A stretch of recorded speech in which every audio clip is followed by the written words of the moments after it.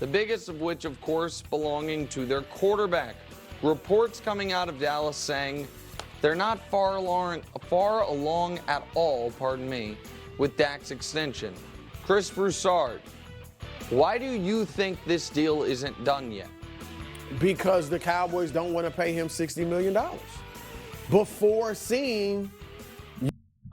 All those highlights were against the Panthers, the Giants, and the Commanders. That's just hilarious to me. You're going to lead us somewhere if we pay you $60 million.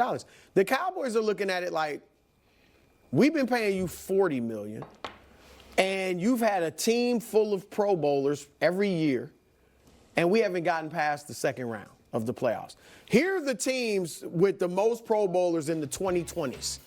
Dallas, you see, is tied for fourth. What do all those teams have in common before them? A couple of them, the Chiefs have won the Super Bowl. Everyone's been to a Super Bowl except for Baltimore's been to an AFC title game. Right. Yep. And the Cowboys haven't gotten past the second round. So if they're looking at it like, hold on, if we're paying you 40 and we can put more Pro Bowlers around you and you can't get us deep into the playoffs, then what about if we pay you 60 and we have to put less Pro Bowlers into the playoffs? 40 and we can put. I just want to point this out real fast. Remember how everyone keeps trying to act like Patrick Mahomes carries the Kansas City Chiefs? 25. Obviously, some of those are him as Patrick Mahomes himself. But do you see that? That's how many Pro Bowlers are selected with the Kansas City Chiefs. So this idea that, especially last season, that Patrick Mahomes is just carrying a bunch of nobodies around and it's just all him and that's why they're winning is one of the most comically absurd narratives out there that I just don't understand why so many people are willing to accept that as a reality, especially in the media, because it's just fundamentally not true. More Pro Bowlers around you and you can't get us deep into the playoffs, then what about if we pay you 60 and we have to put less Pro Bowlers around you, fewer Pro Bowlers? How far are we going?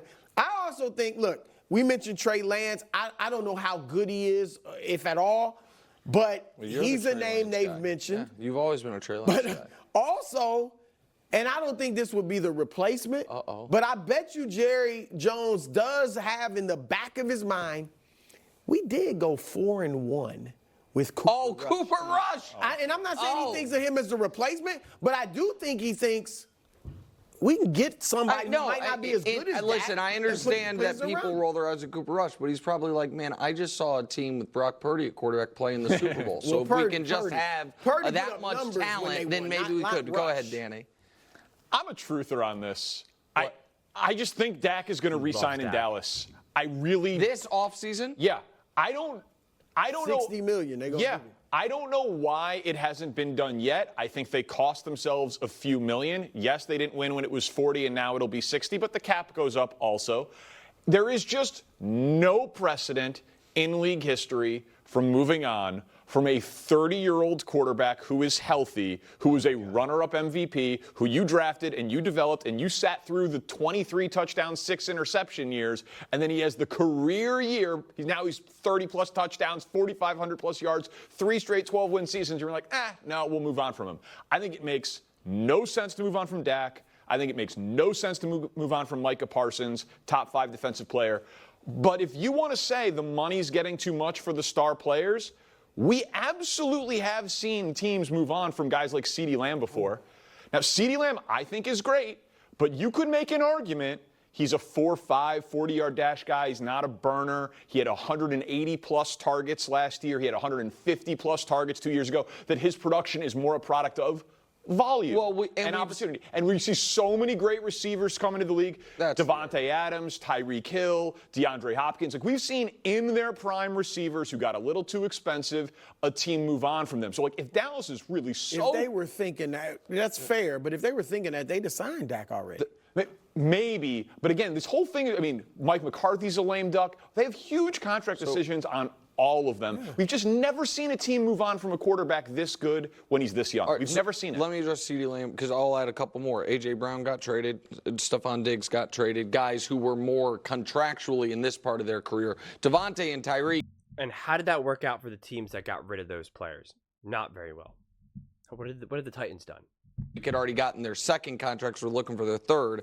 AJ and Stephon Diggs were looking for their second contract, and that's when they got traded 4 first-round picks for teams that then went out and drafted a wide receiver. I am not dead set that Dak is not going to be the quarterback in Dallas next year.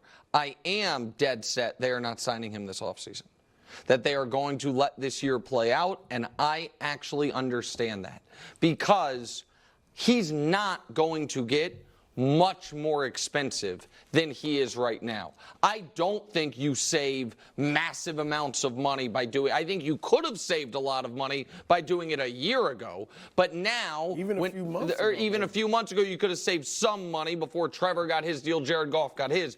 But now that those deals are in, the other deals coming down the pike, Tua and Jordan Love, aren't going to reset the market, right? Like, the market is right now 55-ish million. Dak reportedly wants 60. A year from now, how different is that going to be? Is it 62 if he has an excellent year? I don't know, but it's not going to be 70. And I think, No, it'll be 65, which is what they were saying that Purdy is going to be trying to get. So they could have signed him for potentially $55 million if they did it a few months ago, which would have been great, and he probably would have been happy. Or now it's going to be 65. That's a $10 million swing. That matters. Like, what are we talking about here? That really, really matters. That's not chump change for the salary cap. most teams want to avoid the circus of their quarterback going into a contract year. I don't think Jerry Jones wants to avoid the circus. I think he welcomes the circus. He's the ringleader. And I also understand the argument of, we don't, as the late, great Jerry West would say, the worst place to be in sports is that thick middle. And we think that if we have this quarterback who can't get us over the hump but is paid like the best in the league, we are going to be stuck there. They won so 12 games and scored more points than any team in the NFL last year. Dan, and I had them going to the Super Bowl all year long. But they have won 12 games in 3 straight years. Yeah. And they're the only team in NFL history to do that and not make a conference championship game or a Super Bowl in that run. He doesn't exactly light it up in the playoffs. Well, that's right. And I know it's a small sample size sport. I get that. I don't blame the Cowboys if they're like, you know what? We'll roll the dice on this one at this point. I don't think they're signing him this offseason. I really don't. Rolling the dice for what? What are you expecting? If you're not confident about Dak Prescott, what do you think this season is going to show you? I don't understand. If he plays how he's been playing, do you sign him? If he plays a little bit worse, do you sign him?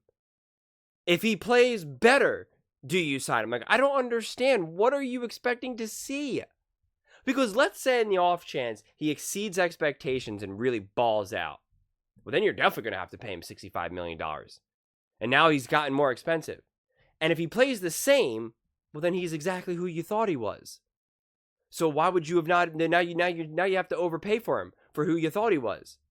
And if he plays worse, because he has a down season, which lots of quarterbacks can have a down year. Patrick Mahomes had a down year. Then what are you going to do? Are you going to move on from him? Like what is the plan here? So there's no rolling of the dice.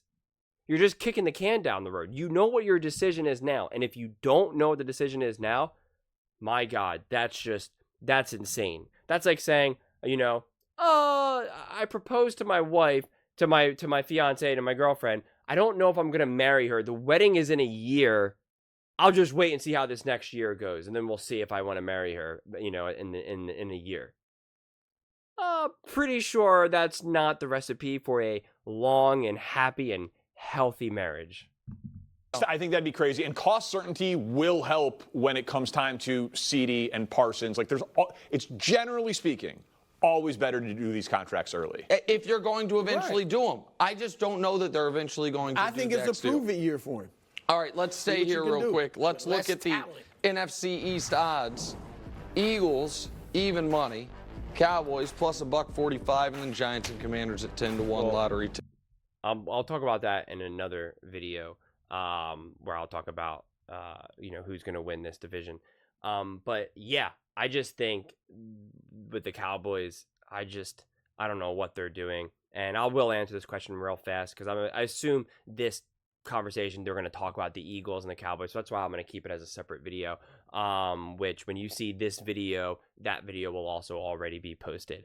But in terms of, am I surprised that the Cowboys aren't the favorite? No, because they are not a good team this season. They've gotten worse, and the Eagles have gotten better. Therefore, the Eagles have a better chance at winning the NFC East. It's that cut and dry. There no more really needs to be said by that. Not to mention, at this point, I might have the Commanders above the Cowboys of a chance to make it.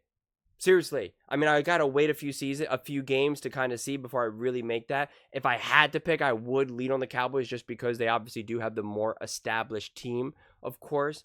But within the first few games, I could easily see myself changing that and saying that the Commanders are number 2 and the Cowboys are number 3. But those are just my thoughts. I would absolutely love to hear yours. What do you guys all think? Why do you think the deal hasn't been done yet for the Dallas Cowboys and Dak? And do you think that they will officially, sign him and extend him this offseason? Let me know in the comments below. I read every single comment, so whether you agree with me or disagree with me. Either way, let's get in some discussions, let's get in some fights, but ultimately, let's just have some fun. And please do consider subscribing. We are building an amazing community here, and I would absolutely love to see you part of it. I want to build something that we all genuinely feel connected to, something that we're really excited to be part of, and I think we're well on our way to doing it. And please don't forget to give this video a thumbs up, as it really does help with the visibility and the algorithm. Thank you so much, and see you next time.